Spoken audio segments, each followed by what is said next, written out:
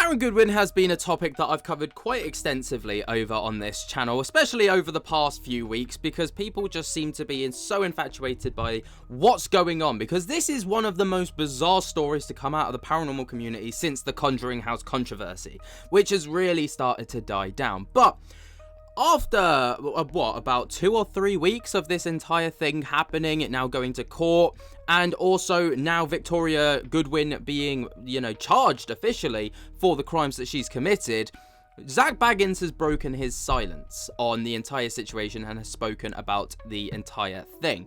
So we're going to go into that today. We're going to talk about the entire thing. We're going to talk about, what has gone on. So to catch you up to speed, Aaron Goodwin, star of Ghost Adventures, basically is married.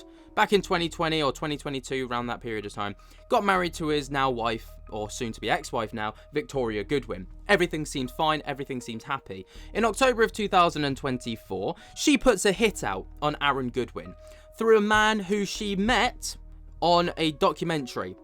Well, she didn't meet him, she saw him on a documentary. Fell in love with him, basically.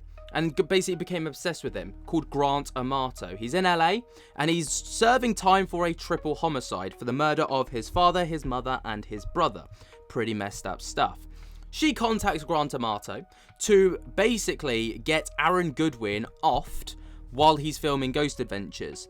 Grant Amato serves as the middleman, so he's like, don't worry babe, I know a guy. He contacts the guy that he knows, and is basically texting him from prison to put out the hit on Aaron Goodwin. Fast forward to March of 2025. Aaron Goodwin has no frigging clue what's going on. He's still putting up tweets and Instagram posts and all the rest of it of him and his wife, lovey-dovey, and everything seems fine. Until the news breaks that a prison guard found contraband in Grant Amato's cell, which turned out to be a cell phone. They go through the cell phone, find the text messages between Grant and between Victoria, talking about this hit. And they're like, what's this, Grant? And he's like, oh, I don't know. And then they, then arrest Victoria. And it all kicks off. And then before you know it, Victoria's, leaking text messages, and apparently some of the texts were like, am I a bad person because instead of divorce I've decided to end his existence? Spoiler alert, yes you are. And then she basically claims that she has no idea about any of it. And she sent him enough, it was supposed to be around $12,000 that she was going to pay to have Aaron his life taken, right? She says that money was meant for cell phones for a man who's serving a triple homicide, sentence.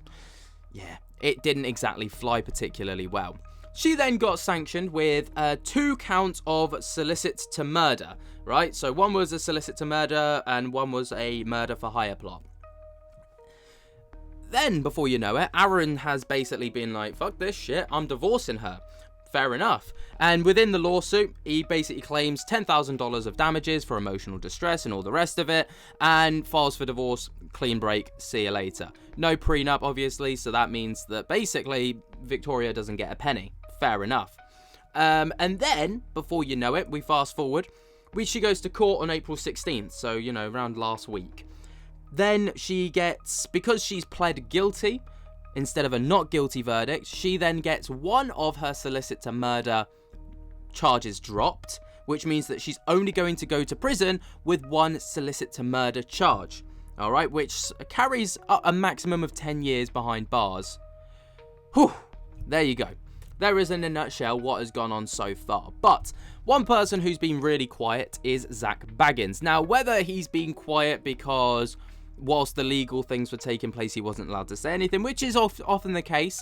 That could have been the case. But let's not forget as well, around the same time, Ghost Adventures was dropping their new season 29, and it was a huge one with the Poltergeist house. So maybe, just maybe, he didn't want to kind of overlap the promotion for the new season of Ghost Adventures with the whole Aaron Goodwin situation. Can't mix business with pleasure.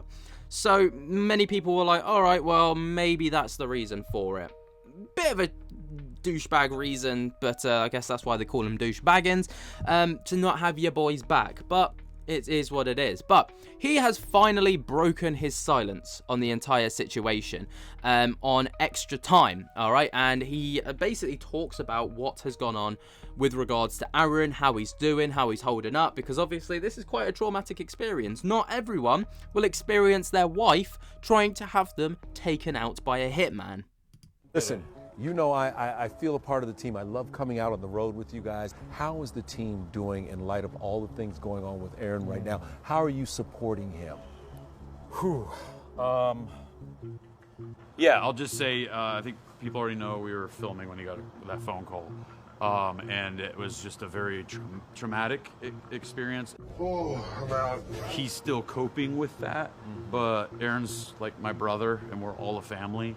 So we're there for him, and we're just making sure that we're there to support him and having him work now. He missed the last one, but having him here working, keeping him busy is a good thing for him. But like I said, it was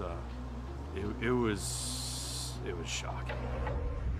Miss Goodwin, did you hear the state? Yes, ma'am. Aaron Goodwin's wife of nearly 5 years, Victoria, remains in a Las Vegas jail after pleading guilty to conspiring to commit murder. Hold your breath and just see what happens. Of course, the Ghost Adventures team is used to facing terrifying situations on set, but never anything like this.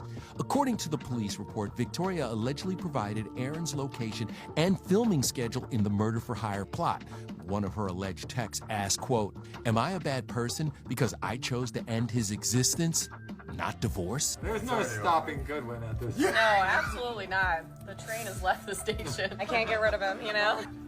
That's scary. How scary was it for you thinking that there was this thing out there happening that you guys had no idea about? And have you beefed up security now? Yeah, I mean, look, we had no idea. Like, he had no idea. The shock hit us all, hit me pretty bad too. But, you know, there's things I can't talk about now because it's an ongoing case, but we're doing good, you know. He's doing good, and like I said, we're just there for him to help him through this. It's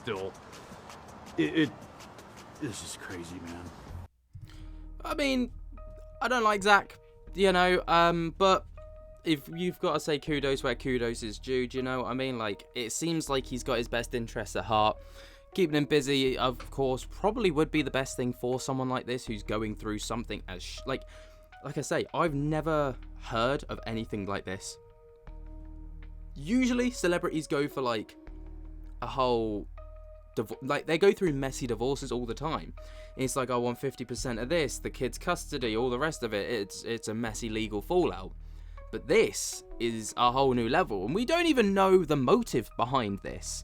You know, like, what was the idea? Why was the idea of ending his life more appealing than just a divorce? There can't be financial, like, gain from it, because there's no prenup, there's no, unless there's, like, maybe life insurance involved, but then again, the investigation was always gonna conclude and lead back. You know, like, one way or another, this was always going to come out of the woodworks. I genuinely would love to be in the mind of Victoria Goodwin, or a fly on the wall during that investigation, be like, why? Why did you do this? Until we have that information, I guess we're just always going to be left with the question. But what do you guys think? Let me know your thoughts and opinions down in the comments below. Subscribe, and until next time, I'll speak to you later. Peace.